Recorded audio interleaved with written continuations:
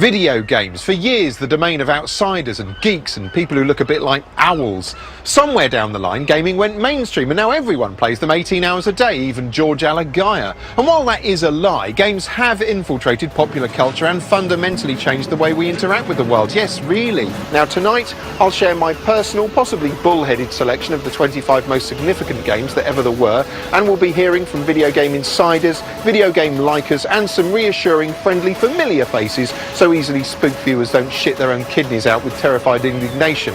We'll show you games that broke out of the pixelated ghetto and romped across mainstream culture. We'll see games that'll make you feel guilty or make you cry or even introduce you to your soulmate. In fact, we'll show you nothing less than how video games changed the world. Because that's the title, so we have to.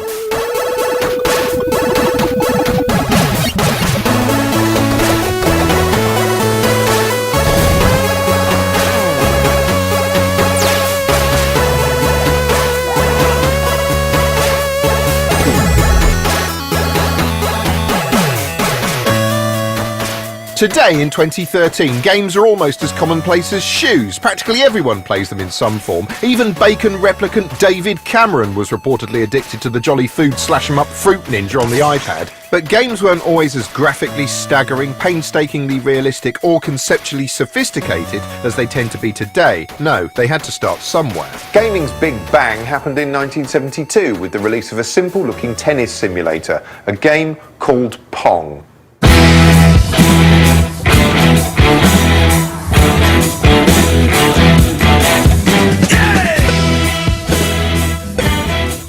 Pong, of course, was very simple. I mean, it begins with a black screen, as all great moments do. Meant to be kind of table tennis, but it was like a moving white bar that would go up and down, and you could bounce a ball from side to side. But it was so limited, so kind of basic in its function, and yet curiously satisfying. Pong wasn't the first video game, but it was the first truly successful one, and it contains much of the same basic DNA as almost every game that followed. It was co-created by Atari founder Nolan Bushnell and programmer Alan Alcorn. Without these two legendary figures, there'd be no video games industry at all. I had completed the design, and we said, well, it plays pretty good, let's put it in a box and see if anybody will play it. And all it had was the name Pong on it. There's no instructions, there's just a coin mech, and Nolan and I carried it over to Andy Capp's Tavern, put it on a barrel, and within a short time, within a week or so, the thing stopped working. And so I went over to fix it. That became full of quarters. Yeah, I opened it up and the quarters just gushed out, filled my pockets with quarters, and came in the next day and said, Nolan, I think we got something's going on here. And we go, Pong was incredibly simple. I mean, everybody knows how to play ping pong. It was a very stylized version of ping pong on a TV. The controls were simple, just a knob each to move your paddle. There was also hidden depth. The Atari allowed the ball to come off the bats in different angles depending on where you hit it. So it introduced this whole idea of skill and strategy, which is really, really important. Yes, it's hard to remember now, but in 1972, this was cutting edge.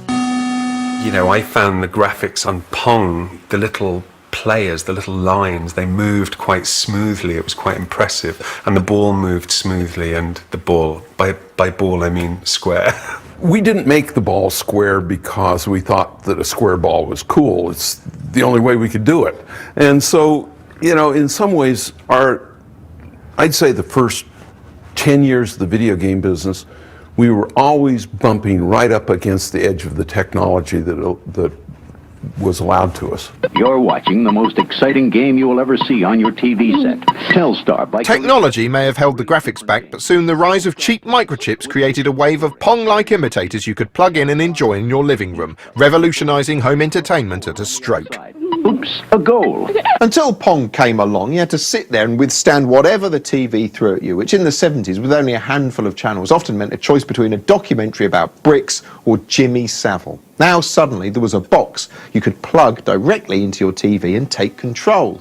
And at the time, the very idea of that was mind-manglingly exciting. That was the revelation. The fact that you didn't feel passive for the first time, not that you don't mind being passive with TV, but for the first time you were doing something here that translated to something over there in the form of a game. That was kind of mind-blowing. So I think it was just the miracle of actually being in the TV and operating something from your couch was just the game changer for me. And I can remember gathering around it with my whole family. It was like, you know, it's like the piano in the like 1940s or something, Victorian era. We all gathered around and were amazed at this idea of interacting with the television screen.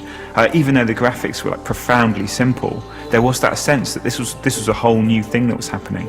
Trad TV was clearly so rattled by the obvious threat posed by the technological upstart, it made desperate attempts to incorporate the new enemy into its flagship entertainment shows.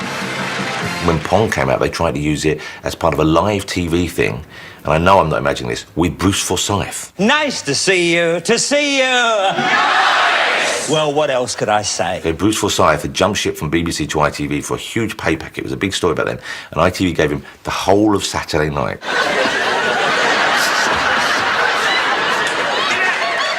On the show, the competition they had was they had people using a voice-operated form of Pong. I know I've seen this. I know you're looking at me like I'm hallucinating, but I've seen this. Ladies and gentlemen, Telly Tennis.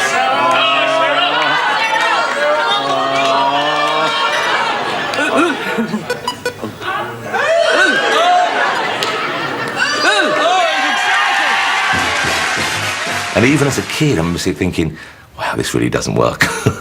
In the years following Pong, amusement arcades filled with coin-guzzling monoliths became a common sight. But in 1978, the success of one title catapulted gaming out of the dark and further into the mainstream.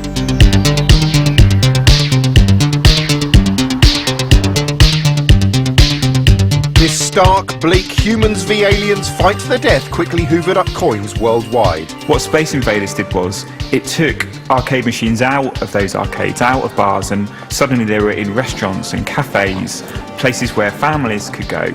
I think it was the first game that really did that. It took games into the mainstream.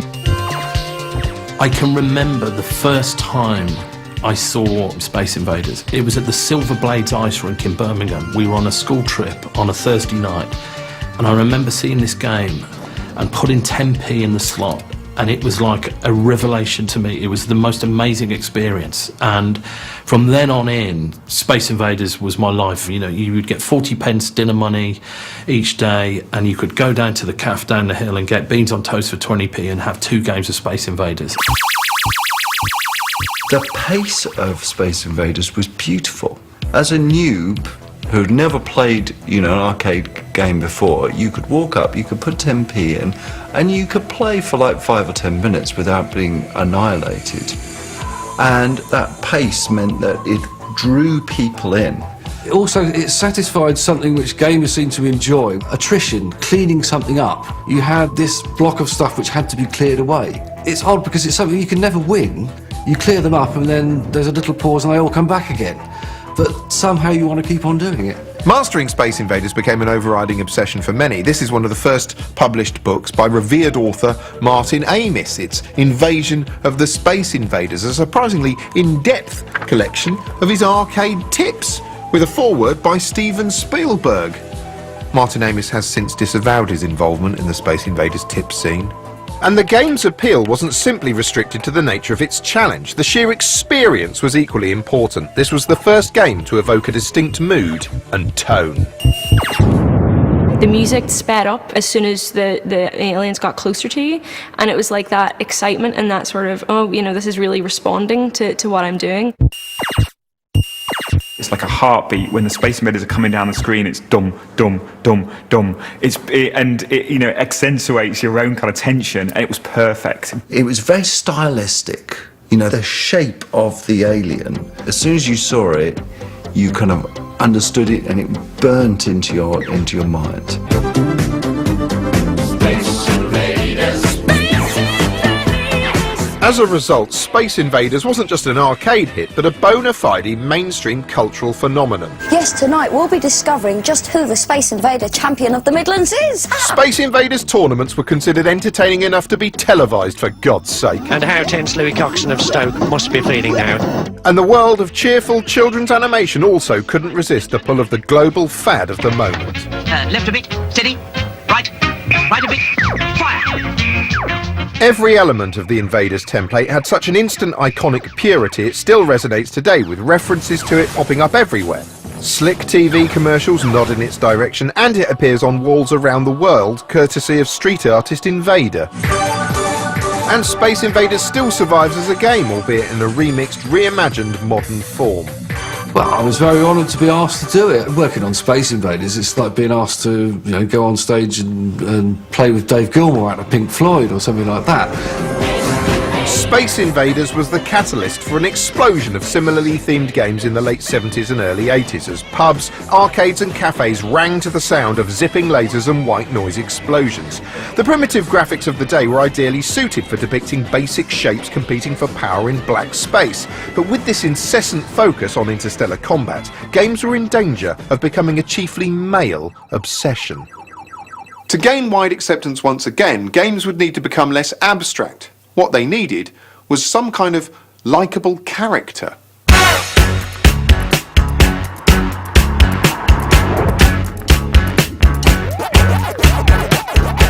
Pac-Man was arguably video gaming's first mascot.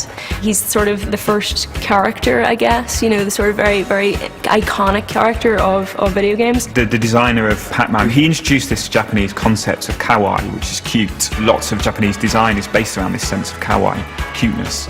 And so not only Pac-Man is very kawaii, very cute, but also so are the ghosts. And he did this because he wanted it to appeal to young girls and women as well as men. And in fact, he said in interviews since then, which sounds kind of sexist now, but he's thinking of how can I make it appeal to women? Oh, I know, women like food.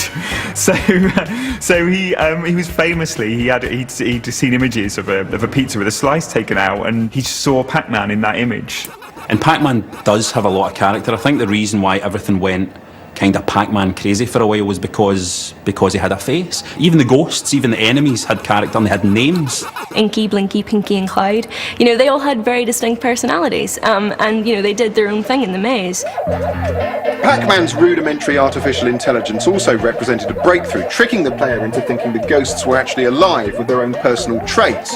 Blinky, the red ghost, was a fast, aggressive hunter. Inky, the blue one, was a dawdler. Pinky would anticipate where you were going and try and block you off, while Clyde, the orange one, was programmed to rapidly chase you until he got too close, at which point he'd dart back into a corner.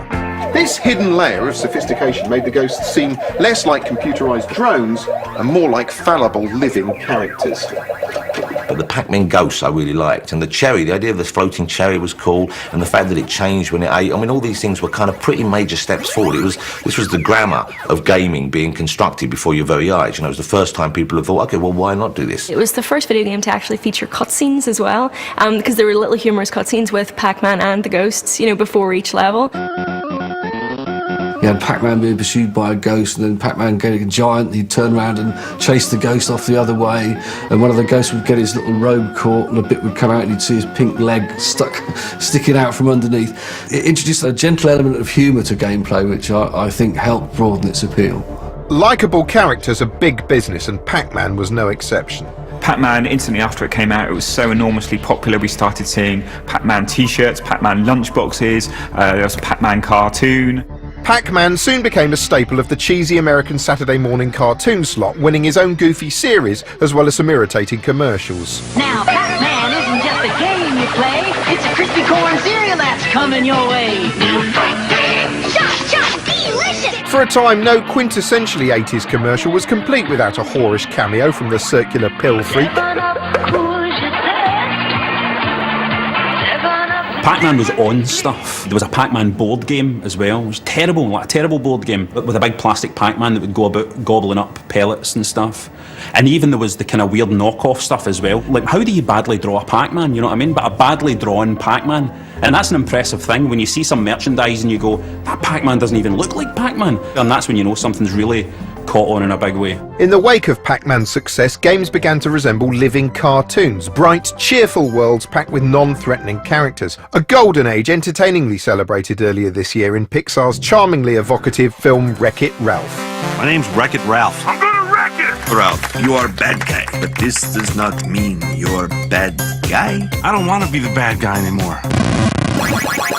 So far, so twee. But that was about to change. The USA and Japan had ruled gaming's roost, but now the British were coming, and we weren't interested in some cute yellow bauble running around a maze gobbling dots. We were bringing something else with us. We were bringing anarchy. The early 1980s were a heady mix of the Iron Lady's iron fist, soaring unemployment, Charles and Di's sexless kissing, and this footage of the Rubik's Cube that has to be included in every 80s nostalgia montage by law. All of which provided the backdrop to a major revolution in British homes as the computerised future arrived. Now, it doesn't look very futuristic looking at it now from the vantage point of the future, but it did back then. That's how time works. The explosion of home computing that happened in the 80s was almost unique to Britain because of Close and Clear.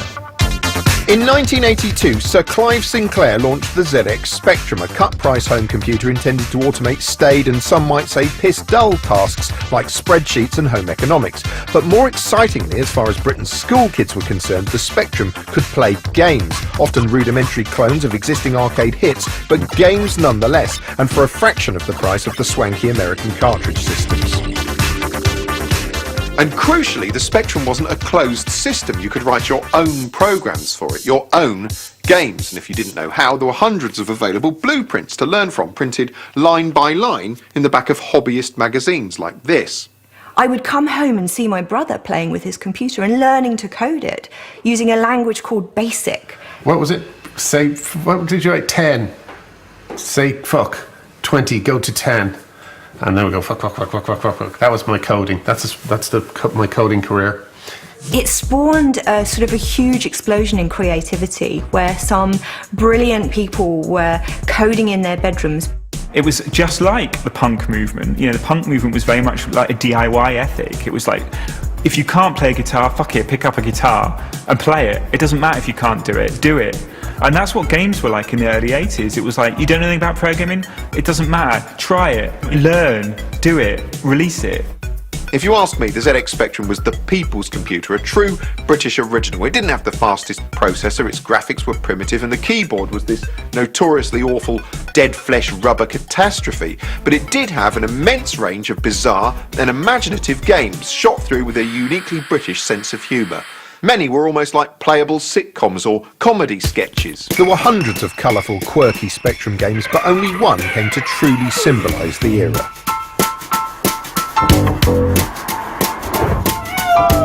I mean, the first thing that you're struck with Manic Miner is the hideous tune of the beginning. It's a sort of aural assault. It's disgusting. And the colours as well, it was so garish, but there was something really kind of charming and mysterious about it. What's fascinating to me now about Manic Miner is just the excitement of the rooms and how many rooms there were. And you know, all you were doing was looking at something that, I don't know, had a few different blocks flying around. But there was something really thrilling about it.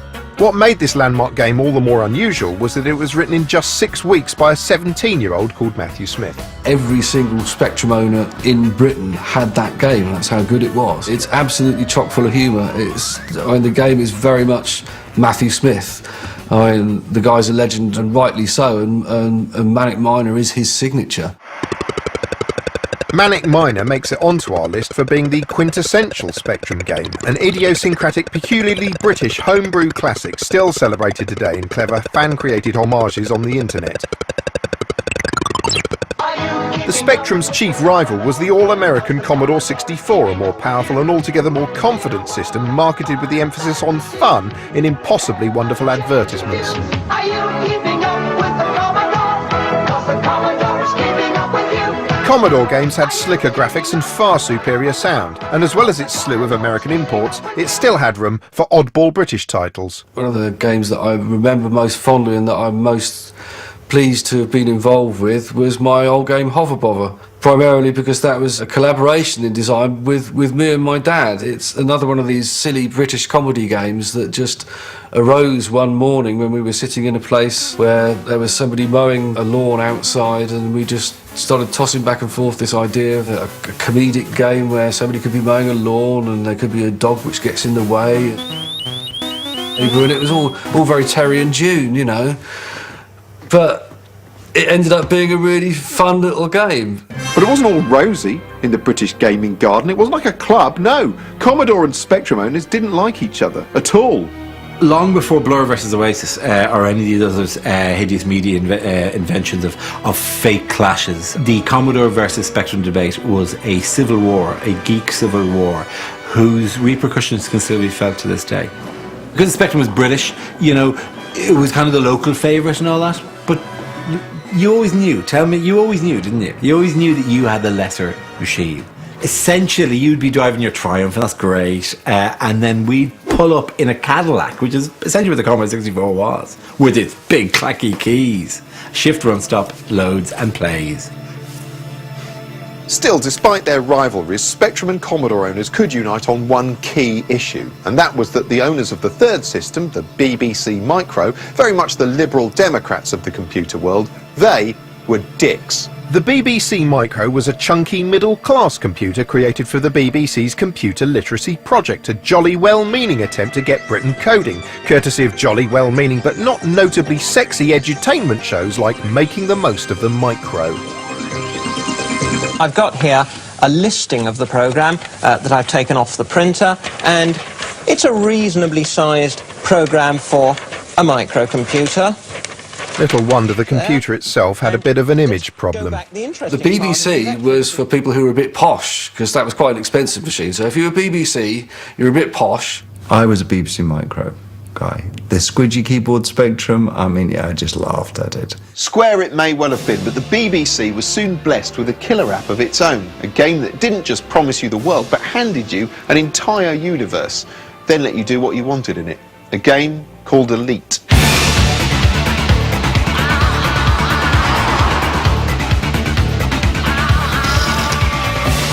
These Spartan monochrome wireframe graphics, primitive by today's standards, were stunning at the time, but that was only the start of it. Elite came out in 1984, and it was really a groundbreaking game on so many levels. It was impossibly big. You know, what Elite did was it simulated the entire universe. It wasn't, you know, it didn't do anything by halves. Elite was made by two incredibly intelligent university students called Ian Bell and David Braben. And technologically, it was a massive, massive achievement because you got these enormous galaxies into 32K, which you couldn't even open a Word document with that now. That game almost feels like it fell through a time hole from 20 years in the future. Like, it shouldn't have existed back then, both technologically and also in terms of what they were trying to achieve in creating a living 3D world. Elite wasn't just a technical marvel, but a conceptual one. Until then, almost every game told you, the player, what to do. There were rules, and you had to follow them, punching buttons like a lab rat. Elite jettisoned the rulebook into space and let you get on with absolutely anything. It was the first what we would call a sandbox game or an open world game. You can play the game in any way you want. It's not linear anymore. Suddenly you are given a playing environment and you can choose to do mission A first or mission D first. You can also choose not to do any missions. You can just go out there and explore if you want to. Suddenly you could really control your entertainment experience in ways that were never possible before. The fantasy of exploring a limitless galaxy is a seductive one, hence the success of memorable exercises in wish fulfillment such as the camp but lovable Star Trek, or the rambling, picaresque shenanigans of space-hopping hobo Doctor Who. Those interstellar bumbags had all the fun. Now, thanks to Elite, you could explore the universe like Kirk or the Doctor. But unlike them, you didn't have a deep space travel card, no. You had to pay your way by trading goods. And the quickest way to earn big money was to trade illegal stuff, like slaves or narcotics, just like Doctor Who doesn't. Massive bastards could even turn to piracy, blowing up other ships and stealing their cargo. I'd always seen Elite as, imagine the sort of 17th, 18th, 19th century of sailing ships going across the Atlantic, trading all sorts of goods. You know, should you just cover the normal things, or should you cover the things that were deeply illegal? We wanted the player to have the freedom to do good and to do bad. It was like kind of Thatcher in space. It was make money in this universe however you want to do it. If you want to sell slaves, if you want to sell narcotics, if that's the way to do it, even though there was risk involved, that's what you did. If you can imagine, in the mid-1980s, you know, we were at the sort of like the height of capitalism, and the economics of life and the politics of life as well were reflected inside the game. It wasn't overtly meant to be political at all, but I think it sort of, as a sort of child of its time, it sort of became that way because of the money focus of the game. You know, you found yourself playing the game because you wanted that docking computer, you wanted that large cargo bay or whatever, and you sort of aspired to the next bit of money, and you would do anything in the game to just try and get that little extra bit because you wanted it so much. There were so many new concepts in that game. It was such a leap forward that I think for publishers and for the audience at the time, it took a little while to get their head around it. But once they understood what was possible, that you could create worlds inside a computer, that was just absolutely amazing. Elite gave birth to an entire genre of open-world sandbox games in which the player is largely free to create their own narrative, the most famous example being the gleefully anarchic and morally wonky Grand Theft Auto, which we'll return to later. So, Britain had enjoyed a mini renaissance of early gaming, but the rest of the world wasn't just sitting around, giving up and going... Thousands of miles away, somewhere terrifyingly foreign, a boffin was working on a game so nightmarishly addictive it would soon enslave all of mankind and destroy the world as we knew it. Kind of. You'll have to watch the next part to see if I've oversold that.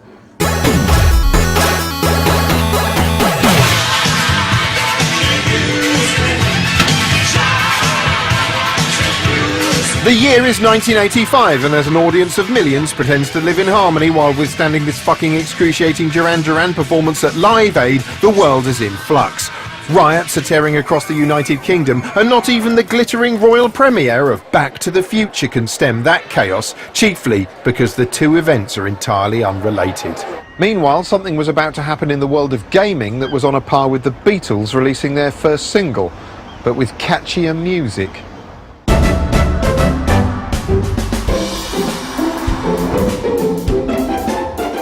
When Mario first appeared as the protagonist in the challenging Donkey Kong, he was known only as Jumpman. A few years later he popped up in the somewhat bare-boned platformer Mario Brothers, but it wasn't until 1985 and the release of Super Mario Brothers that he became an instantly recognisable icon. Super Mario Brothers is a side-scrolling platform game where basically you have to run from left to right, going up ladders, down pipes, jumping on monsters, collecting gold coins.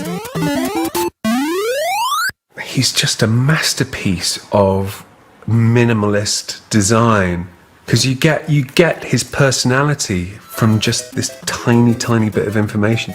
His design actually came from the limitations of the console at the time. You know, the blue overalls, the red cap, the moustache, all of which came about because, you know, they couldn't really render anything more complex than that. So it was red, white, blue and black for a moustache. It was as simple as that. You know, it was born of necessity. That's why it's curious that he's become the kind of iconic brand character that he is now. Mario just means games to me, if I'm being honest. Always friendly, always beautiful to play, like always beautiful to play. Has never really failed. And I think that Mario just represents all the right stuff in gaming, all that pure kind of fun stuff, the essence is all there in Mario. Again, it's this idea of complexity hidden behind simplicity. So Super Mario games look simple, they look beautiful, they look like they're for everybody, and they are, but they're also really, really difficult games, you know.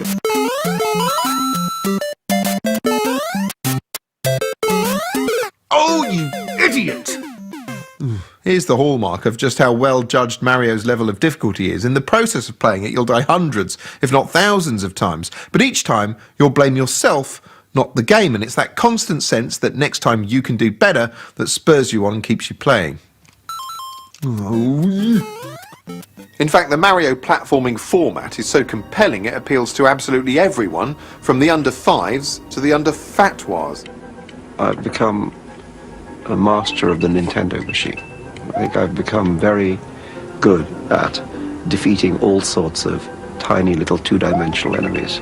Yes, Salman Rushdie became a Mario addict during his virtual house arrest. He even put his addiction to good use with his children's novel Luca and the Fire of Life, seemingly directly inspired by the game. In this, the hero traverses levels, saves his progress, and has multiple lives, which probably seems like a particularly brilliant concept when you're living under a death sentence. You can't really talk about Super Mario's success without mentioning Koji Kondo's music design. Mario's music was brilliant because every melody is like memorable.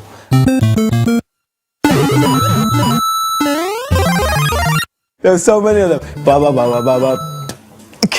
Da da da da da da. Da da da da da da da da da da da. That's the sickest one, I think. I swear, any rapper would just be like, "That's the best rap beat ever." Labyrinth, come in. I think video games have influenced my whole reason for wanting to make the music I make. You know, that kind of 8-bit energy, 16-bit energy. It's kind of inspired especially a lot of the earlier stuff that I made with Tiny massively. It just had a very important effect on the way I think about music and see music and get inspired with music as well. Mario was created by Shigeru Miyamoto, seen here winning a BAFTA in celebratory scenes. No other game designer has ever been able to replicate the just sheer joy of exploration and childhood wonder like Shigeru Miyamoto. People talk about Miyamoto as the Spielberg of game design, and he very much is. He's a man who creates wonder on the screen like no one else. In fact, Miyamoto isn't just the Spielberg, but the Walt Disney of games, responsible for an unprecedented number of treats, including the beautifully designed and widely beloved Zelda series. Unlike many video game mascots, which tend to be a Crash Bandicoot in the pan, Miyamoto's creations have endured largely because the games they appear in tend to be very well made. Mario in particular has become almost a kite mark of quality. If you've grown up with Mario, then he's part of your life, and so there are now parents who want their children to experience Super Mario in the and have the excitement and joy of problem solving and winning games that they did with the Mario characters, and it's a joy to watch my children sort of enjoying it. Back on Earth in 1989, the Berlin Wall fell, marking the end of the Cold War and the Eastern Bloc. And these weren't the only tumbling blocks and falling bricks the Soviets had to contend with.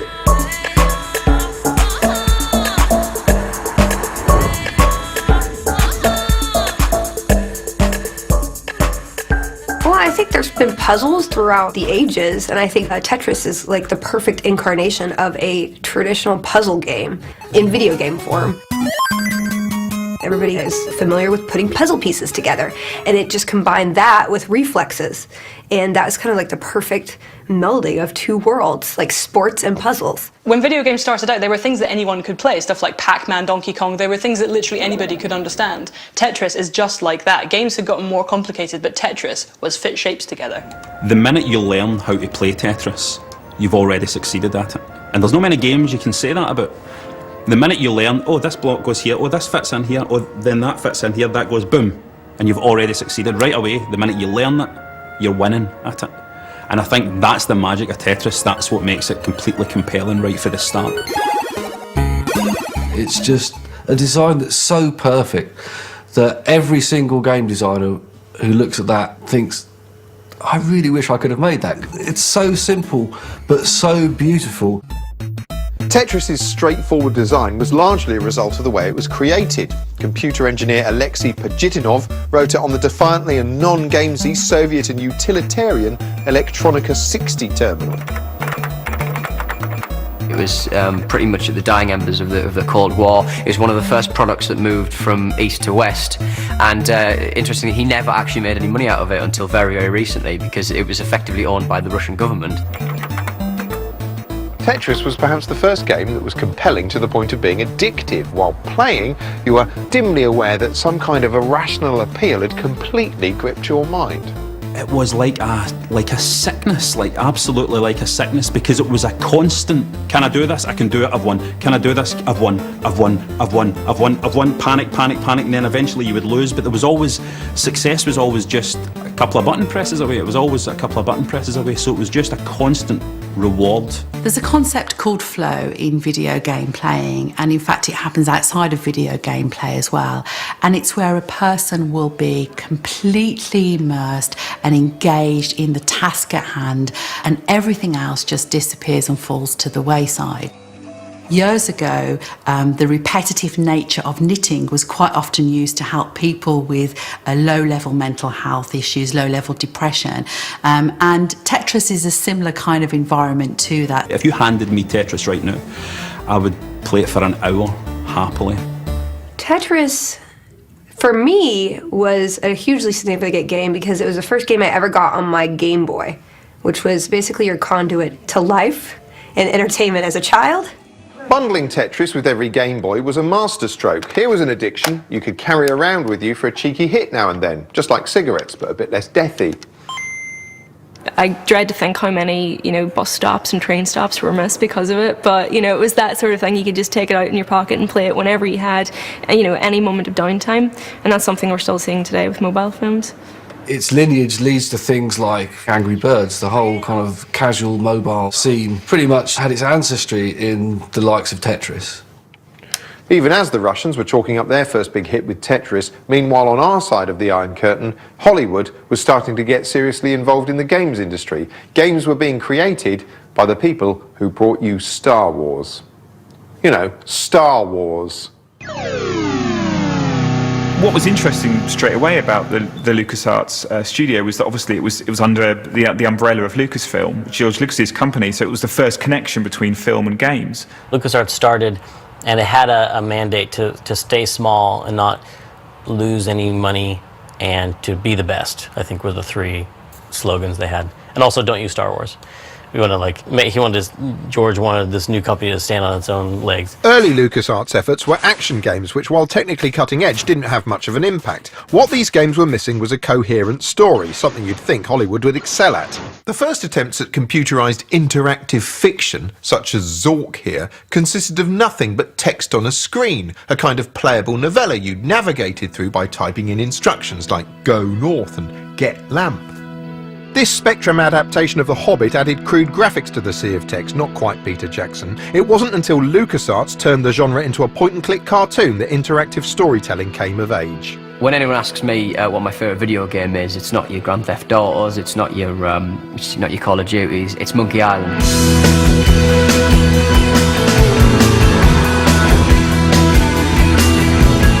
The Secret of Monkey Island was a brilliantly realised comic adventure overflowing with character and charm.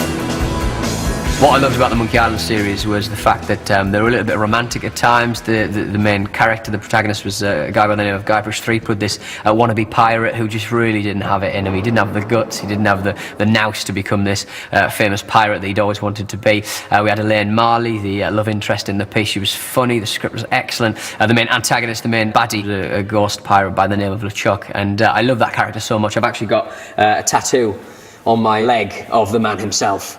Not only is it a beautifully programmed game and a wonderful looking game, really very lovely visuals to it and really distinctive, but also at the same time it also had a very strong character, sense of humour about it, kind of a tone basically, in the way that a good movie has a tone.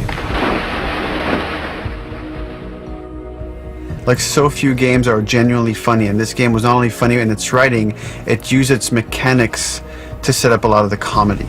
I don't know if you remember, there's a sword fight in Monkey Island that you have to win, but the way that you win it is not by being better with the sword, but by having the funnier comebacks. It's basically an insult sword fight. The character that you're fighting against will insult you in some way, and then you've got a various choices of what's the funniest retort, what's the funniest comeback. And as you would win the argument, as you'd win the fight of witty rejoinders, the fight would go in the same direction.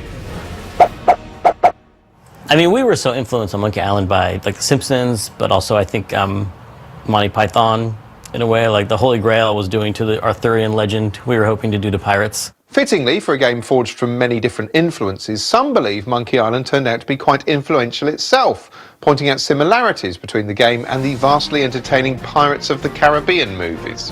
Both the game and the film feature a reluctant swashbuckler who attempts to rescue his wisecracking love interest from a motley crew of zombie pirates with a scary undead leader.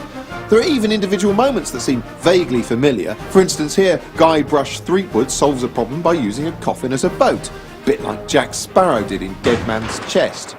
I'm sorry, mate. Mind if we make a little side trip? I didn't think so. All of which I'm sure is a total coincidence. It's hard for me to watch those movies and not see little glimpses of Monkey Island in them. But, I mean, Monkey Island was really based on the Pirates of the Caribbean ride. I mean, that was my whole influence for that game. So it's kind of a full circle thing. Monkey Island earns a place on our list for bringing cinematic storytelling techniques to interactive fiction, and its spirit lives on in advanced contemporary games like the grim murder mystery L.A. Noire and this year's flawed but interesting Beyond Two Souls. For the mission's sake, try to keep Aiden from killing you. But no promises. They're impressive but a bit po-faced. Nothing since has had the humour of Monkey Island. All this stuff about spinning yarns was all well and good, but when would games learn to focus on the really important things, like teaching children how to maim and kill? The answer, fortunately, was soon. Bang! The early 90s were brimming with firsts. The first President Bush was gleefully waging the first Gulf War, the first McDonald's opened in Russia, and something called the World Wide Web became publicly accessible for the first time. Popular youth culture, meanwhile, was entranced by slackerdom and the grunge scene, as detailed on gaudy entertainment shows like The Word. But there was also a new wave of cultural icons hailing from Japan, whose specialist subject on Mastermind would have been kicking the shit out of each other.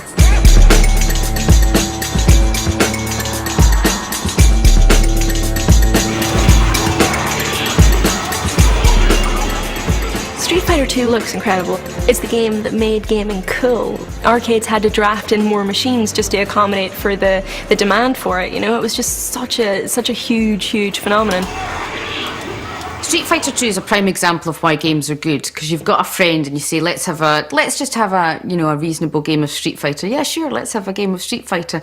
And you end up screaming at them, I'm going to kill you, I'm going to kill you. But it was great because it was competitive and it was so unlike anything that I'd ever played before, to be honest, because it's just two characters punching each other in the face.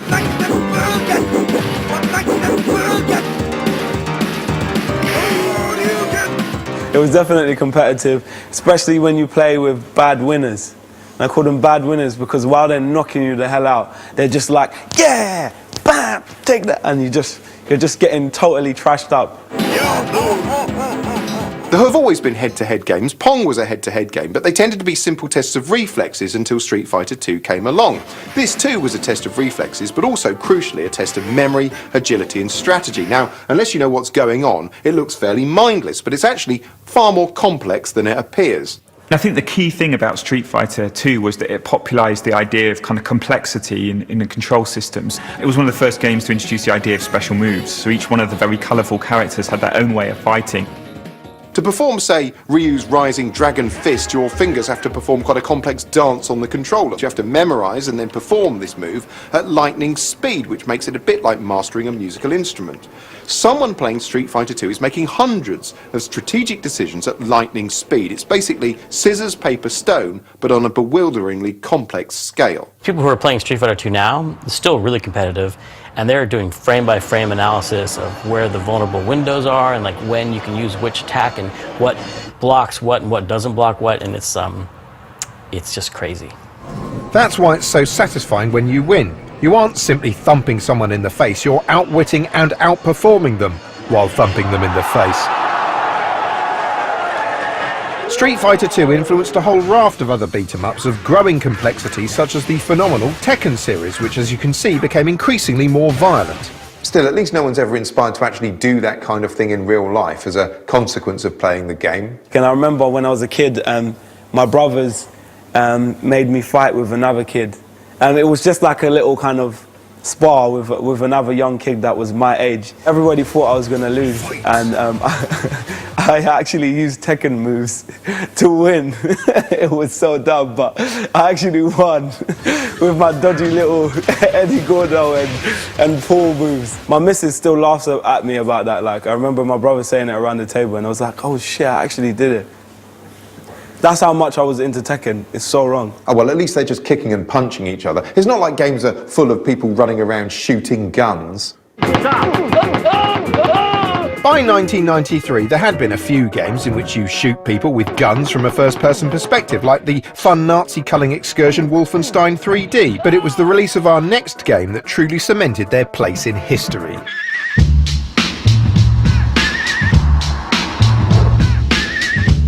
Doom was a flabbergasting, ultra-violent descent into bloody hell. The first time I saw Doom, my jaw was on the floor. It was absolutely stunning. Doom was one of the big holy shit moments in games history. I remember I'd been working at PC Gamer for about a year when that had come out, and we were experienced video game people. We all did that for a living, and Doom was one of those moments where the first time we saw it, we were like, "What is this?" The modern day shooter is Doom, essentially. id Design effectively created the first-person shooter with the Wolfenstein before Doom. Doom popularised it because it was the perfect implementation, I think, at that time, of the idea of you inhabiting the character and the camera view being your view of the world. In fact, this groundbreaking first-person viewpoint was actually a happy accident. The reason why we made the games first-person when we started was because it took less processor time to actually not draw a character in front of you. So the game can go faster because of it. There was something very, how can I describe it?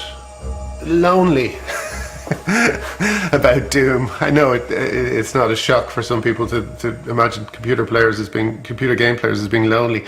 But Doom was one of those games I used to dream about, there was a feeling of real isolation to it, and I found that quite powerful at times.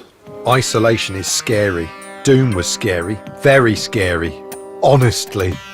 Young people hearing older people talk about how Doom was scary must be like, when you read those stories how when people saw the first cinema and they would see a train coming and they would run out of the cinema. You know what I mean? You hear those stories and you kind of laugh, you think, these idiots, they thought it was a real train coming. But, things can have an incredible effect on you when you're first experiencing them. The reason why Doom was terrifying for me was because there were doors in it that could open and shut. And that seems like caveman stuff, like being scared of that. It's like, being scared of a shadow or something. But the fact that there were doors and you could hear things behind the doors, that was an incredible kind of leap forward. That was an incredible thing. One of the things that makes Doom scary is just obviously the darkness in the game. And it's also scary in that enemies, you can hear them wandering around. And so they're there somewhere, and just hearing that and not seeing it is a scary thing. And also, that you could go through a hallway and accidentally step on the wrong thing, and all of a sudden a wall opens up next to you and stuff is coming out at you. Doom was packed with so many innovations it was almost embarrassing, but its biggest innovation of all was the immersive and compelling multiplayer mode. I can remember I was actually working at a game development studio, and one day one Saturday we all went in and set up the computers, set up the local area network so that we could all play Doom together. And it was my first experience of being in a game world with a whole bunch of friends, playing together, beating enemies. And being aware of each other, that whole idea of telepresence, the idea of being aware of each other in a game world, it was fascinating, and it was so compelling, and we just played for 12 hours straight. The beauty of video games is that it adds a dimension to friendship that nothing else does. Going to see a film with your friends is nothing compared to being in a shoot 'em up or a game with your friends. And Doom was the first game that really allowed us to experience that. Yeah, although it's hard not to notice that experience is kind of violent, and in this regard, Doom was a child of its time.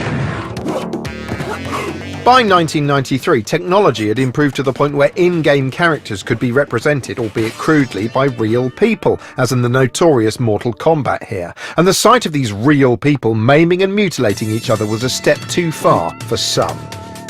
When a player wins, the so-called death sequence begins. The game narrator instructs the player to finish, and I quote, finish his opponent. The player may then choose a method of murder, ranging from ripping a heart out to pulling off the head of the opponent with spinal cord attached.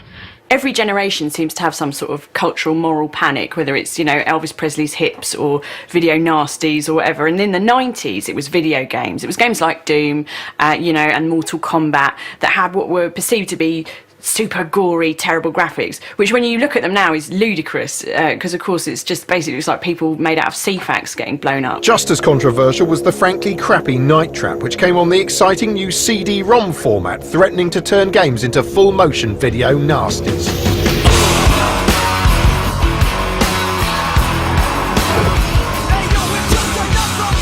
Five teenage girls have disappeared after spending the night at the old Lakeshore Winery house of Mr. and Mrs. Victor Martin. It's like a television programme in a lot of ways.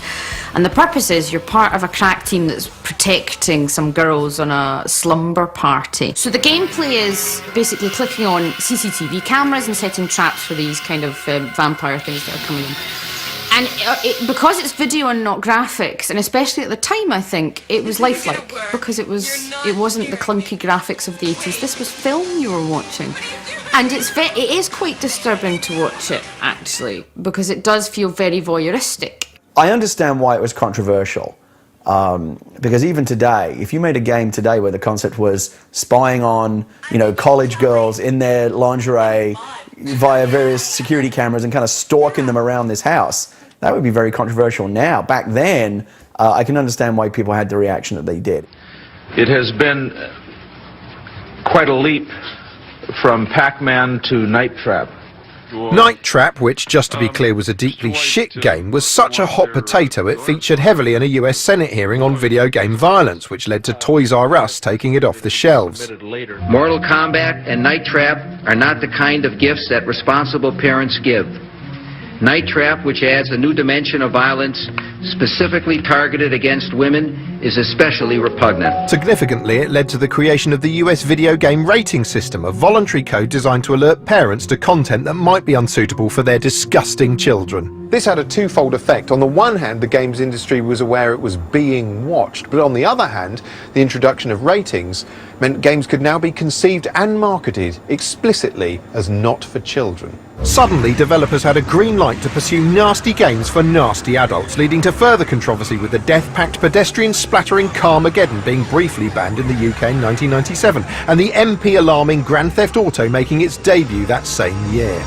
Lots of people at that time, moral campaigners, were trying to link video game violence with real life violence, and we saw this later on with the Columbine tragedy, which lots of people tried to suggest that the two kids that were involved in this were heavy games players.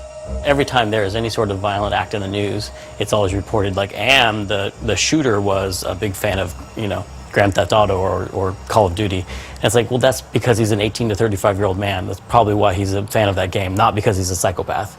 Recently in the USA, the National Rifle Association has tried to shift blame for a spate of mass shootings away from the availability of firearms and onto the shoulders of video games. Through vicious, violent video games with names like Bulletstorm, Grand Theft Auto, Mortal Kombat, and Splatterhouse. Ironically, the NRA makes some crude target shooting and varmint hunting games of their own. Furthermore, not everyone is convinced of a link between violent games and violent behaviour. I think there might be violent people that play these video games, but I don't think these video games turn you into violent people. We should move on. We should talk about some of the positive aspects of video games, or some of the genuine challenges we can make to the industry, like where are the positive female role models in games. But, if we carry on with this debate, it amazes me that it's lasted for so long. Dedicated gamers tend to reflexively scoff at any suggestion games might be too violent, but it's clear that even the most hardcore splatter movies don't dwell on biological destruction to quite the same gleeful degree as many games do. Increasing graphical fidelity means the debate will intensify as the portrayal of violence does. It's easy to laugh at the low-tech depiction of death in the early Mortal Kombat games, but the recent Mortal Kombat 9 features extreme and upsetting imagery that would be almost entirely unthinkable in most other mediums.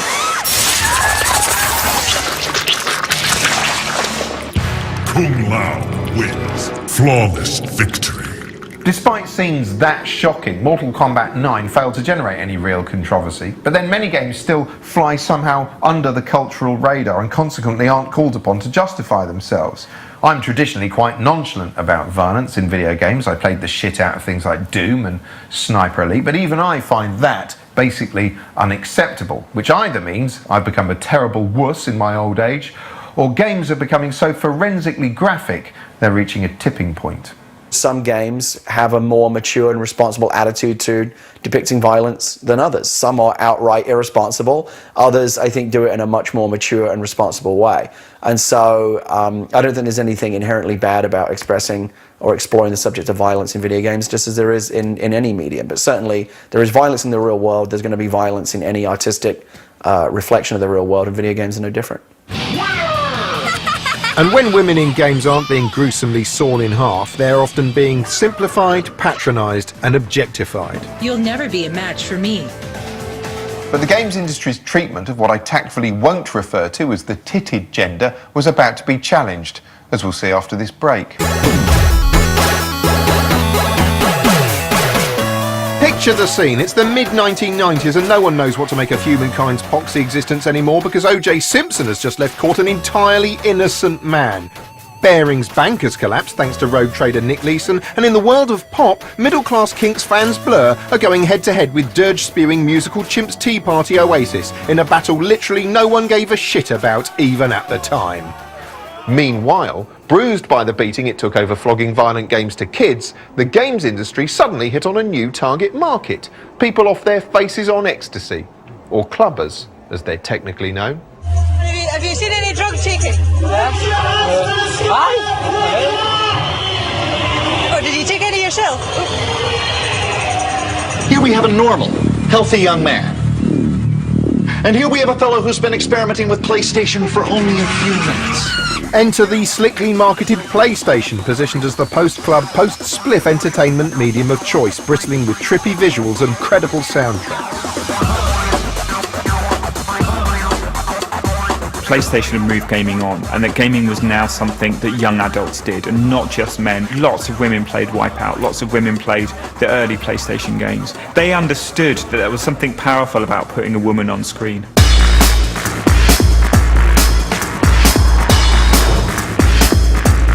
Tomb Raider was the first game that I became obsessed with. It was the only game really at the time where there was a woman involved in it, and a woman with a couple of guns shooting some stuff and being pretty kick-ass. Partly inspired by the gutsy female image of singer Neneh Cherry and post-punk toon feminist Tank Girl, Tomb Raider's Lara Croft earns a place on our list for being gaming's first true female icon. This was the era of Loaded and FHM, and Lara Croft somehow was kind of a virtual representation of that whole idea. She was kind of sexy Mario, the sexy Sonic. I mean, there's been so much discussion about, was she, you know, an object of female empowerment, or was she an object of male titillation? When I was, 10 years old playing that game, that didn't matter to me. All I saw was a woman where previously I'd only seen a man, and that was huge for me. Having ruled the late 90s, brightening up trendy magazine covers and appearing in irreverent soft drinks ads, the 2000s would be less kind to Lara despite, or perhaps because, of being portrayed by the equally unrealistic Angelina Jolie in a pair of noisy but not very good Hollywood action flicks.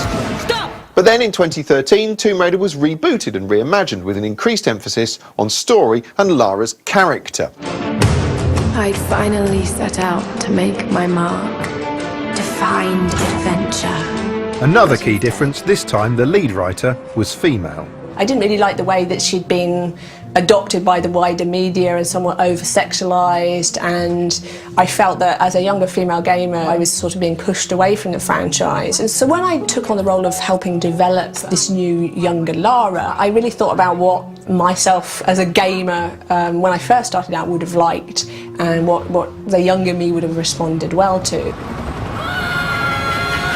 You can look at the journey of video games and mirror it with the journey of Lara Croft as a character. At the beginning she was a look, because video games were mostly about looks, and then as time's gone on, Lara's creators have tried to make her more of a character, more of a relatable person, and similarly all video games have been trying to tell stories that are more human and more relatable.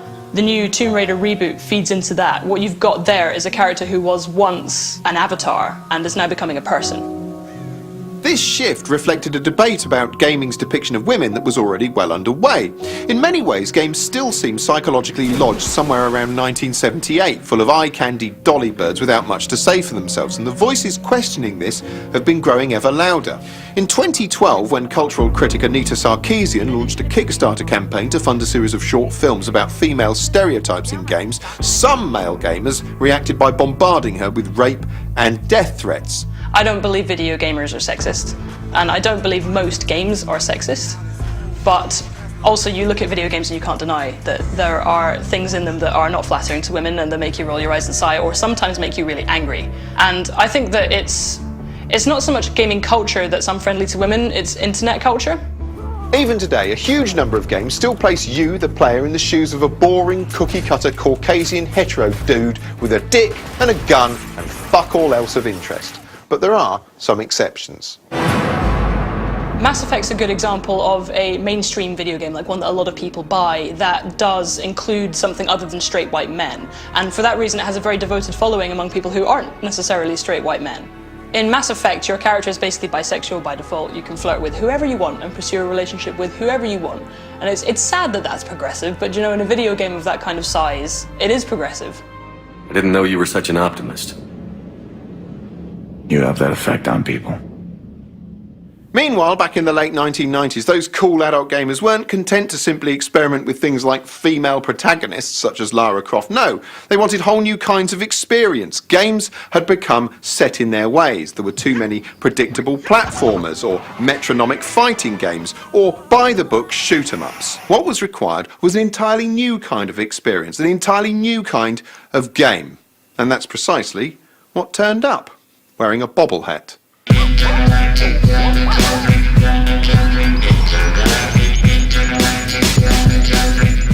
Parappa the Rapper is a game about a musical dog who learns the value of self-belief by rapping with a kung fu onion, and while you just press buttons along with the beat. Kick, punch, Parappa the Rapper was incredible, and it was such a simple, really clever use of the controller. You know, you had to hit the things in sequence. It's the first time I became aware of the boom, boom, ba, boom, boom, ba, boom. You know, that kind of very simple Simon Says kind of gameplay.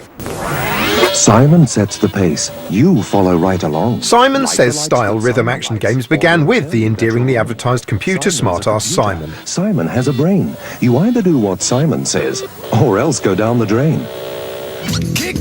Parappa turned this basic concept into a playable psychedelic musical pop-up book.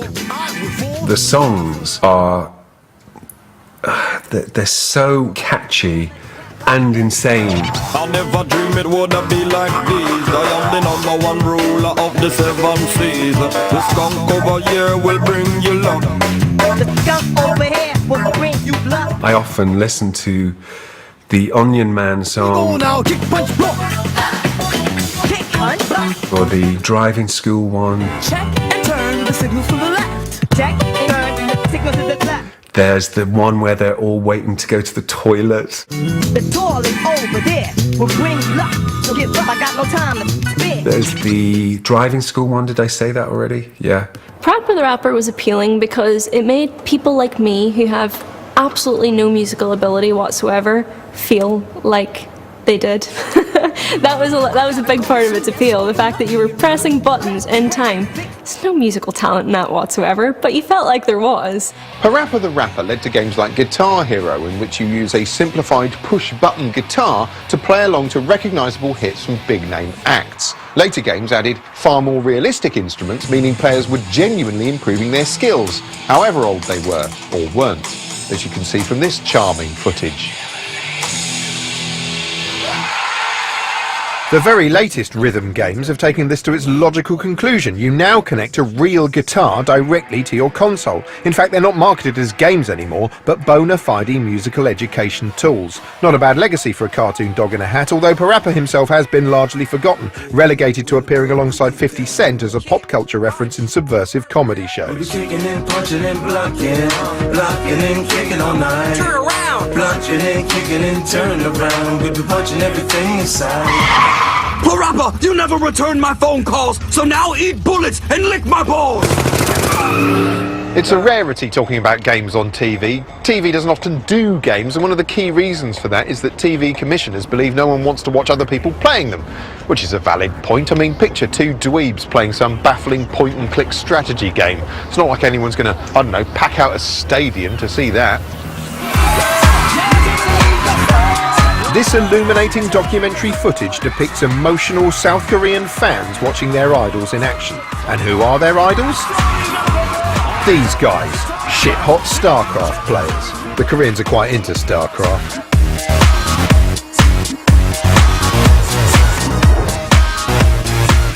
A densely complex war sim, StarCraft is basically fast-paced space chess.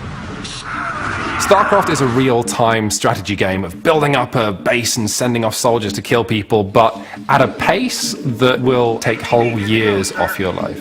StarCraft is really interesting in that it has emerged as the first sort of competitive sport of gaming. If you look at country like Korea, for example, StarCraft is effectively the national sport. I mean, there are cable television channels dedicated to StarCraft. The key StarCraft players in Korea are superstars. They have fans, they have a screaming adulation. As you can see, it invokes unparalleled excitement amongst commentators. I think for a lot of people, they just enjoy watching people that are good at things, you know what I mean?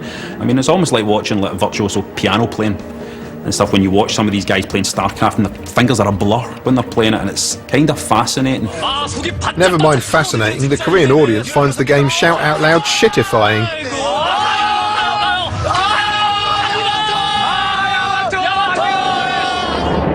Shortly afterwards, the year 2000 arrived in a flurry of optimistic fireworks, and humankind wondered what majesty the new century would hold. And it turned out the answer was a voyeuristic reality show in which egotists entertained the nation by sharing a bog for 6 weeks. But they weren't the only housemates that were entrancing millions.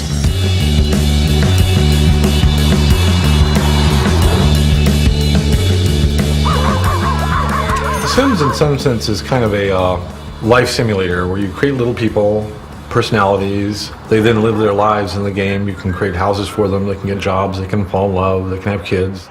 Following in the footsteps of the voyeuristic satire The Truman Show, in which the world tuned in to watch the mundanity of a suburban life, The Sims tapped into our desire for a perfect domestic existence. It certainly appeals to that part of you that wants to escape into another world and create another version of yourself. Almost too similar to what your real life is. I was living on my own when I first played The Sims, and I thought I'd try it out. I didn't really go for it. I didn't enjoy it. I just thought I couldn't see the point of it, to be honest. But I was playing it, and it was in the very early stages of the game when you just buy a flat. And I noticed there were all these little green patches on the floor and the sound of flies near the green patches. I was like, what the hell are these? And I realized that as the game progressed, more of these would build up. I thought, well, how do I get rid of them? This is annoying. And then I figured it out, that it was waste paper bins. You put waste paper bins in each room, and then those little green things stopped appearing. And I was playing the game, and I thought, maybe I should put waste paper bins in my flat. The Sims wasn't just idle play, it was stressful. You had to micromanage every aspect of your Sims' existence, from how many bins they had to how often they went to the toilet. You had to eat healthily, exercise loads, and generally behave if you wanted a good life, and that good life was rigidly defined as a well-paid job, a smiling partner, and a tidy house full of possessions. Maintaining all of that became increasingly difficult. It took the American suburban dream and turned it into an endless point-and-click pain in the arse. It was actually meant to be a satire of US culture, and I think most people didn't get that. And the promise of the game, really, in The Sims, is that you have all these objects, and each one has like little ratings. You know, the couch will improve your comfort this much. But each one of these objects becomes kind of a ticking time bomb. They can break, they can, catch on fire, they can become dysfunctional. And you find that these objects that you're buying to basically make your sim happy are now making your sim miserable.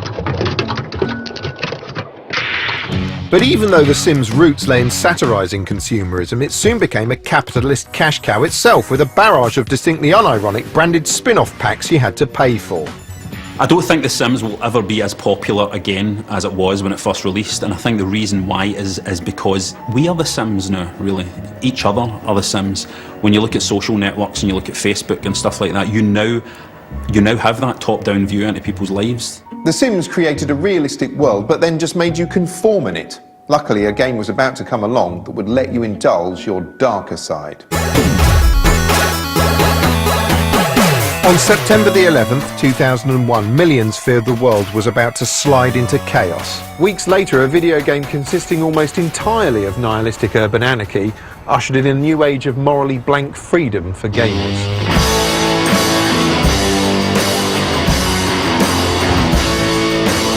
I love the feeling of dropping into what is a pretty realistic simulation of a working city and then just causing havoc. It's just sort of like perfect escapism for me. Early incarnations of Grand Theft Auto were somewhat primitive and looked vaguely reminiscent of the rebellious bedroom-coded ZX Spectrum games that were part of its genetic code. Despite being set in an exaggerated version of the USA, it was a defiantly British game made in Scotland from mudders.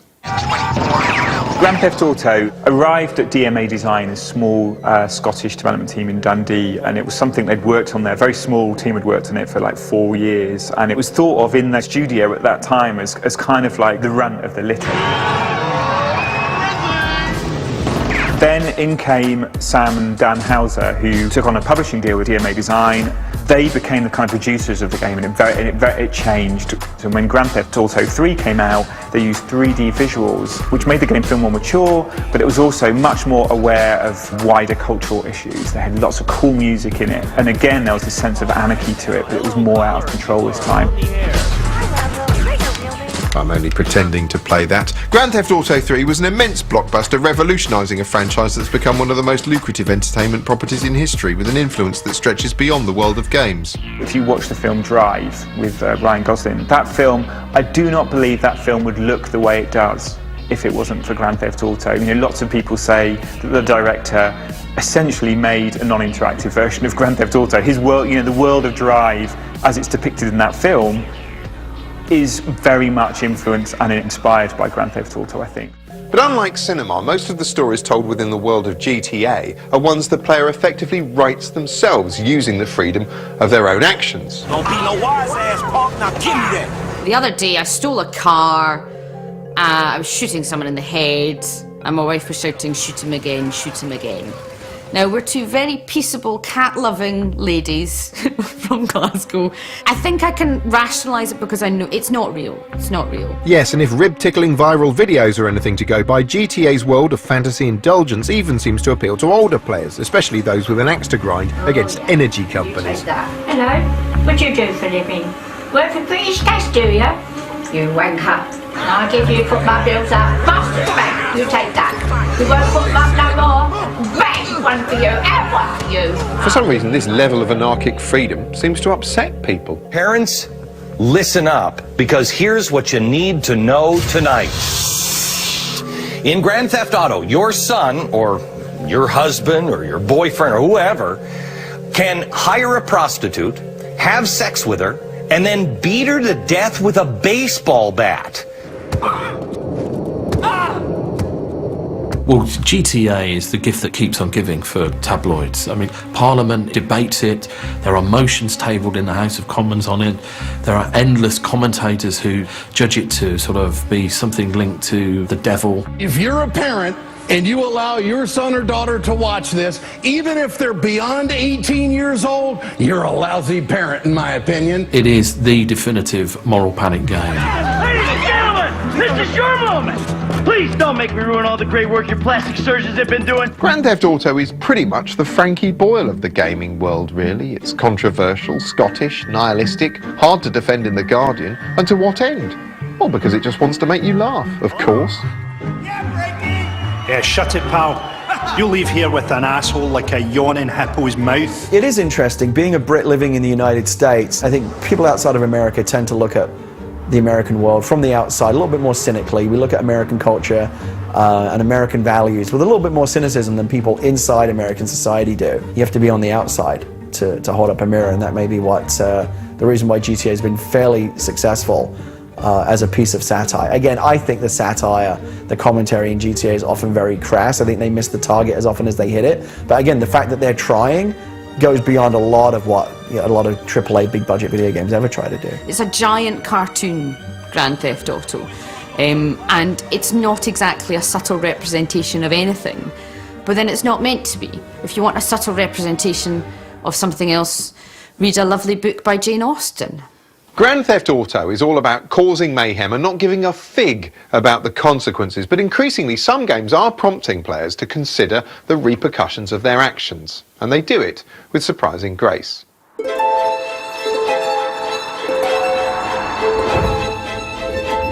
Shadow of the Colossus was a really fascinating game in a lot of ways.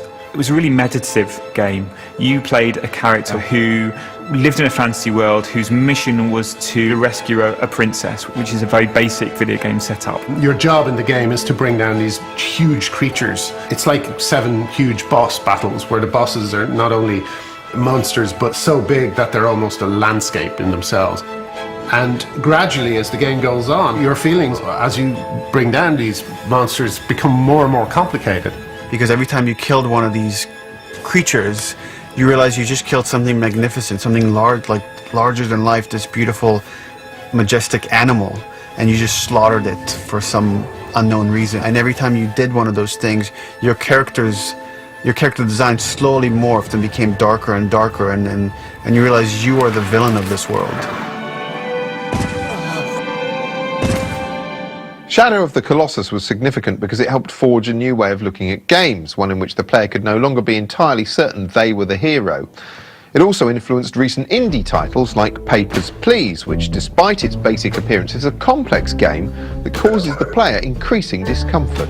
Papers, Please is a game where you're a customs officer working on a fictional border of a made-up country, and you have to check everyone's paperwork to see whether or not they can come into the country. All the mechanics is like someone approaches kind of the checkpoint and hands you their papers, and they might ask you to let them in. They have family, there's someone that's starving inside, or they're trying to bring somebody to them, but your job is just to check, are their papers forged, do they have all their papers, and then whether to allow them to get in or reject them. You quickly realise you've got to be a bit evil.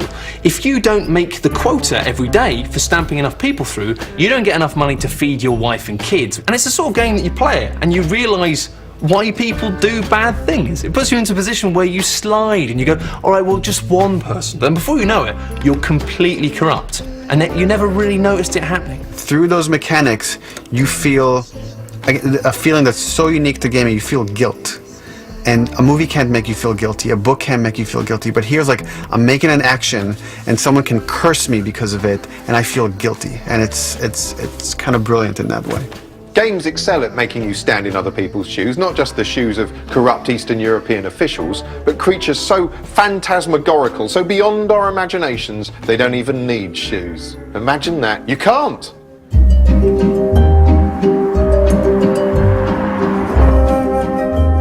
Something happened in the mid-2000s with the rise of what's called the massively multiplayer game. And this, for me, was the point at which the line between games and reality started to get quite blurred. My wife got super into it, so did my son. And what was nice was, in actual fact, it became quite a nice mother and son thing to do together. You know, it's very interesting, you know, they would go on raids together. You know, where else can a woman, a grown woman, who's mothered several children and written several hit movies, go out with their son, skin some animals, kill a troll, okay, win some gold, and still see a lovely bit of scenery in a lovely new mythical city? Nowhere. The problem with a game this seductive is it can also be quite addictive. Regularly, I would play for 14 hours straight. When I would be raiding, I do a couple raids a day, and then I have to do upkeep in between the raids. You hear of people who will sit there, especially men, I have to say, who will sit there with buckets or bottles attached to their nether regions, so they don't have to move. They can play constantly and just pee in a bottle. The cliched image of World of Warcraft players as addicted, shut-in husks neglecting their own lives was memorably satirised in this South Park episode. Man! Bathroom! What, hon? Bathroom! Bathroom! Oh, that's a big boy, isn't he? Yeah, and never mind World of Warcraft, that is the tragedy of all games, isn't it? The way they steal you away from the real world where all the normal people live and encourage you to stay indoors. Gaming's just such a sad, sedentary pursuit, isn't it? It's totally unlike, say, the way you're sitting there in a darkened room passively watching me say this. Box sets are the silver bullet in this. Everyone who complains to you about playing Far Cry 3 for 30 hours has sat you far more of that in terms of Games of Thrones or Breaking Bad, all of which was a pretty sedentary activity, right? And no one down on box sets. No one's going, oh, these are appalling. These are box sets are making our children fat. So that's always been the one I've gone, slam. Have you watched a box set recently? Well, of course I have, because I have watched Der Klugenfergen, the new Scandinavian murder thing. How is that different to playing Grand Theft Auto 5? Yes, you may learn the word or two of Danish as it goes along, but it's exactly the same experience. In fact, it's more passive. At least my thumbs are getting a workout. Never mind a workout for your thumbs, what about your other fingers? Early video games were simple, and so therefore anybody could sort of pick them up and figure out what to do. Then there were overlays upon overlays upon overlays of complexity to where if you picked up a PS3 controller, it looked a little bit like the cockpit of a 747. The minute you went to a one-button gesture thing, it empowered a whole bunch of new gamers. And that was really the power of it.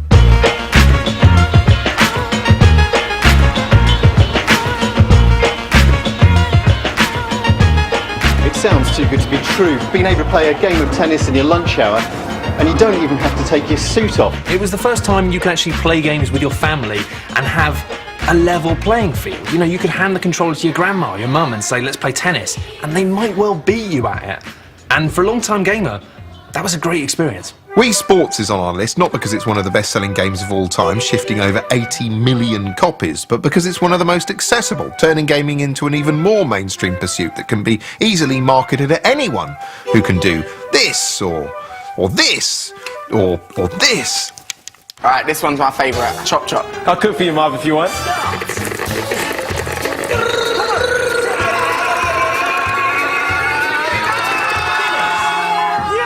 After the spectacular coming of the Wii was the Microsoft Xbox Kinect, which did away with the controller and instead watched you with its beady camera eye and judged your every action like Orwell's Big Brother, but fun. The new incarnation of the Xbox comes bundled with this more advanced, bulkier version of the Kinect, which can now analyse your heartbeat and facial expression. Gesture technology has now dribbled out of gaming and into other everyday gizmos like smartphones and even televisions, which now routinely require you to wave at them like some kind of peasant, as we can see from this unsettling advert. And the gaming world hasn't finished invading your life just because it's taught you to perform a few gestures like some kind of gibbon. No, as we'll see, it's after nothing less than your soul.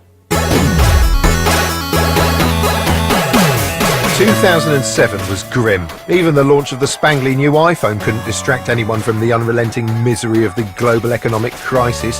What could you do for cheap escapism? The cinema was full of crappy threequels and a new Transformers movie, so that was out, and thanks to the smoking ban, pubs now stank of sweat and arse gas. Fortunately, there was one form of entertainment that still delivered, and it chiefly delivered by letting you shoot people in the face.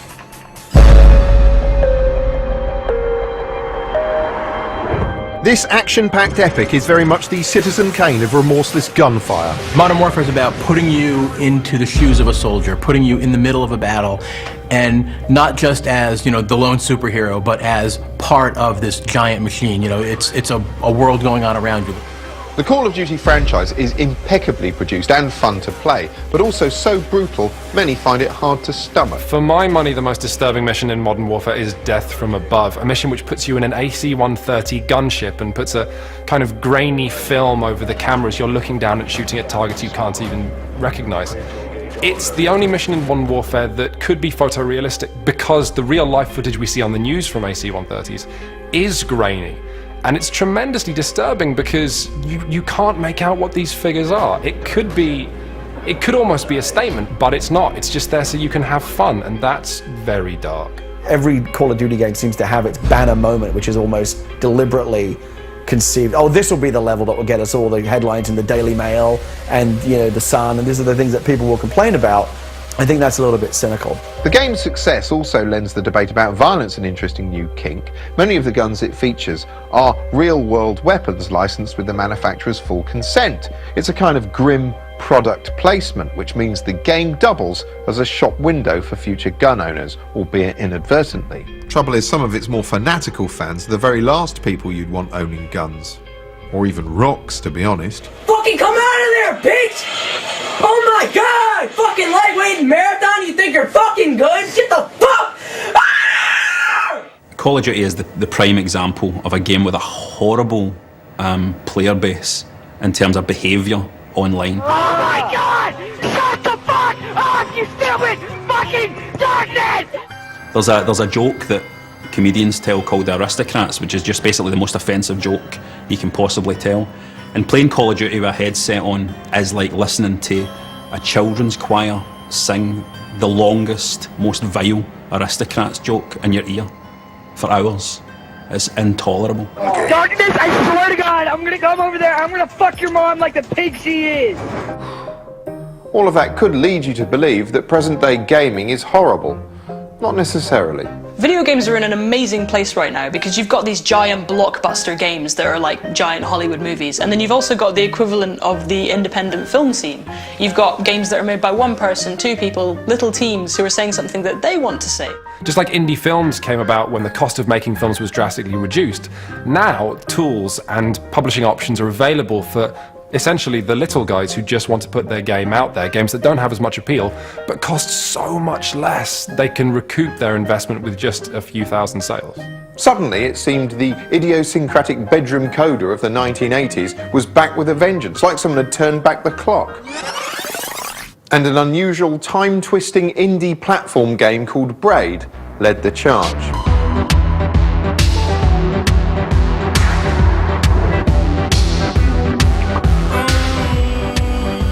Braid is it's a puzzle platformer. It was created by Jonathan Blow. On the surface, it's all about a guy, Tim, trying to rescue a princess from a horrible monster. When you first pick it up, yeah, I'm just playing a platform game. But then going into kind of the fourth dimension of playing with concepts of time and reversing and speeding up and manipulating time in a way that took something that looked familiar and completely reinventing it. One aesthetic thing I didn't like about it was the main character just didn't care for the little guy. He looked like a sort of squashed Hugh Grant. You know, that's just my taste. You know, I'm not a fan of miniaturized Hugh Grants. Braid is almost a game that's kind of too smart for its own good. Almost, I kind of feel like it's a game you admire. But I definitely remember reaching a point where I was like, I'm not really having fun anymore. And that's fine. That's absolutely fine, because I think for indie games, they have to explore what a game is. Braid earns a place on our list for proving indie games could sell, paving the way for other individual and experimental titles. Braid was swiftly followed then by Limbo, which again was a beautifully stylized, very emotionally wrenching story of a small boy walking through kind of ethereal landscape. Journey is probably the most famous example at the moment of that. Fabulously beautiful, incredibly emotionally involving. There's a point where the little fella just can't quite make it up a snowy mountain, and Jesus, it'll get you. Many of the new wave of indie titles hark back to the retro past, offering subversive or surprising reimaginings of gaming's heritage. And indie games aren't something you have to seek out in some obscure hobby shop. Today you can buy them without leaving the comfort of your own hand. There's this whole line of video game genealogy that starts off with the arcades and moves through the Game Boy and stuff like Tetris and Mario and ends up with modern arcade-like mobile games like Candy Crush and Angry Birds. Games started off as something that everybody played, and now they're, again, something that everybody plays.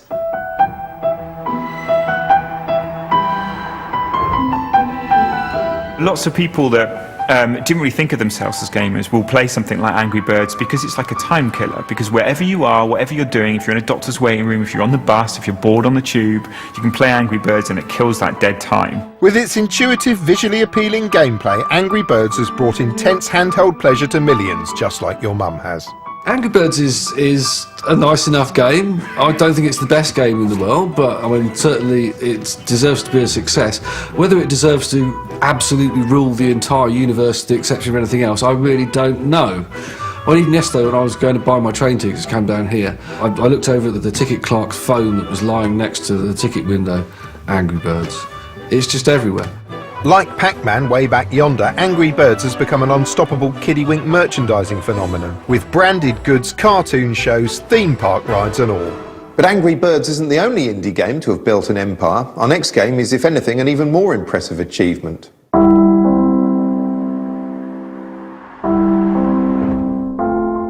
Minecraft was just one of those bits of gaming genius. I think you can sum up the appeal of Minecraft effectively by just saying it's Lego of video games. Minecraft is an open-world game which lets players shape their environment by placing or destroying blocks. It's easy, it's creative, and it's social.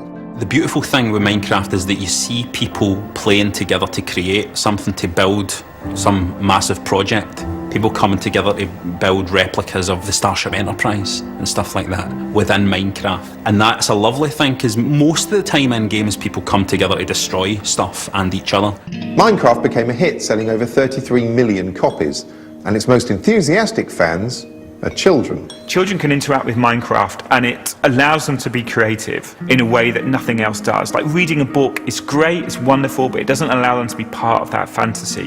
Minecraft does. And they create these huge worlds for themselves, these huge structures, not because someone is telling them to, but because they want to. And they're probably learning so much about teamwork and design and architecture and the environment just through playing this game. You get lots of teachers now, geography teachers use Minecraft to get children to design villages. You get physics teachers now using Minecraft to teach kids about simple mechanisms.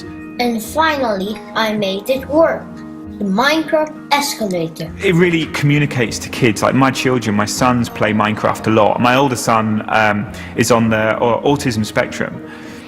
To him, Minecraft is so valuable because it's a world of logic and creativity which he immediately understands. And this is the same for all children. Like it's really helped my son in a lot of ways kind of express himself, which is really profoundly important. You know, I'd love to shake the maker of that game by the hand because I think he's kind of changed my son's life.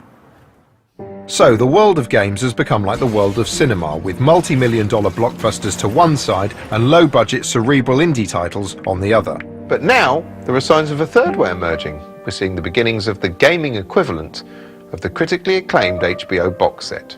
Where did you get the money for this? Drugs. I sell hardcore drugs. Oh, good. You started helping out with the mortgage then. Yeah, you wish. Jimmy! Dad? Honey, come here. Come here. Jimmy! Jimmy, stay back! Jimmy, I am warning you! Don't! The Last of Us is the story of these two survivors in a world that has been ravaged by this pandemic. And we follow Joel, this middle-aged survivor who's willing to do anything it takes to survive, cross kind of any moral line. And through circumstances, he ends up teaming up with this 14-year-old teenager girl, Ellie. I need a gun. No, you don't. Joel, I can handle myself. No. I think Ellie in The Last of Us was a great female character. She's young, but she's very capable, but she's also got this interesting vulnerability, and she's not grown up in our world. I've never been on a plane. Isn't that weird? And she can't really kind of understand it, and she sort of brings a unique perspective because of that. She can't envisage a time when young teenage girls were just sort of obsessed with kind of boys and looking good. That's completely alien to her. Is this really all they had to worry about?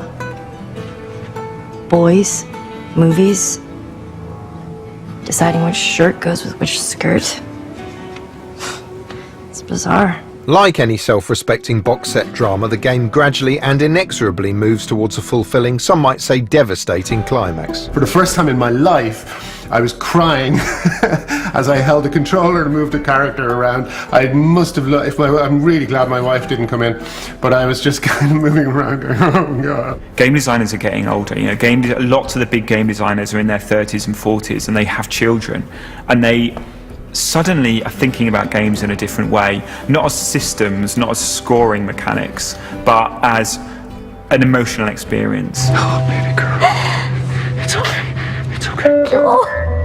It's okay. In the next 5 to 10 years, we're going to see more games about emotions and about social situations, about politics and about society, because we are now living in an age where we understand what happens around us in a very interactive and a very digital way.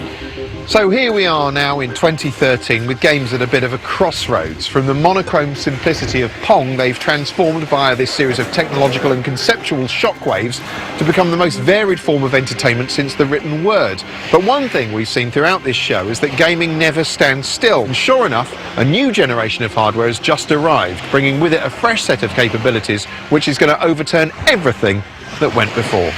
As their slick promo material makes clear, the new PlayStation 4 and Xbox One are both more powerful than their predecessors, but perhaps the biggest clue to gaming's future is their marked new emphasis on integrated social networking features. Now, why would game systems want to include social networking? Unless maybe social networking already functions like a game.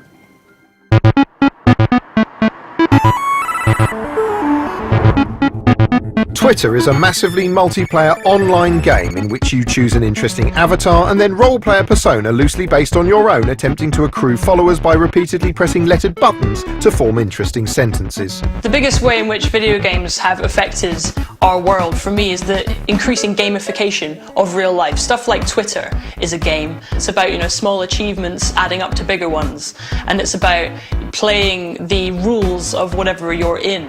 Gamification means applying the mechanics of video games to real life. Now, often this boils down to incentivizing people to perform the same action over and over again.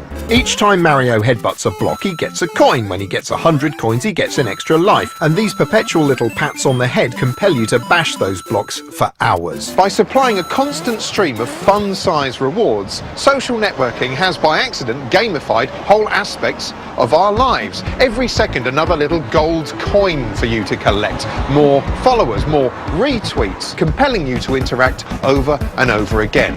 These are games we don't even realise we're playing. Every day you have a drama and you have everyone sort of piling in to be the one to talk about it, to be the one who gets retweeted. It has become kind of a game that I find myself gauging when I do a tweet how popular the tweet's going to be, and I try to guess ahead of time, like how many retweets is that going to get and how many favorites they're going to get. In terms of the competition, especially between like celebrities or people with the verification tick. Every time I see someone, or every time someone's talking about someone, they're talking about how many, I've got 50,000, I've got 1 million followers, I've got this. And it kind of very much reminded me of a lot of games like that. It was always about how many points you got, and it ups your profile and makes you feel like you're doing something in your life. What I do on Twitter a lot is just project a false persona, and it's like that Avatar thing, you know what I mean? It's like World of Warcraft or anything like that. The way I am on Twitter is nothing like the way I am in real life. That feels like a game sometimes, you know what I mean? If you're a sociopath, it feels like a game. So, how have video games changed the world?